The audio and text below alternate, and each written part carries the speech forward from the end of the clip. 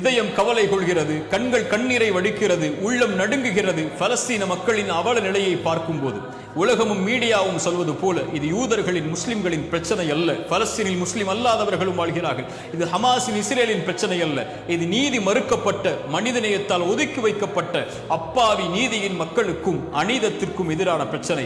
வரலாற்றின் உண்மையின் ஆழத்தை அறிந்தவர்கள் அதை உணர்ந்து கொள்வார்கள். இந்த நேரத்தில் நாம் என்ன செய்வது என்று நீங்கள் கேட்டால், இறைவனுடைய உதவியை கொண்டு வருவதற்காக அவனிடத்தில் பிரார்த்தனை செய்யுங்கள். அவன் உதவி செய்தால் யாரும் மிகைக்க முடியாது, அவன் கைவிட்டால் யாரும் அவனுடைய உதவியை கொண்டு வர முடியாது. ஆனால் வெற்றி என்ன தெரியுமா? கட்டமைப்பு இல்லாத, இராணுவ பலம் இல்லாத, அப்பாவி ஒதுக்கி வைக்கப்பட்ட அந்த நீதியின் மக்கள் அநீதத்திற்கு எதிராக எழுந்து நிற்பதே வெற்றியின் அடையாளம்தான். இறைவனுடைய உதவி விரைவில் வரும். பிரார்த்தனையோடு காத்திருங்கள் அதற்காக.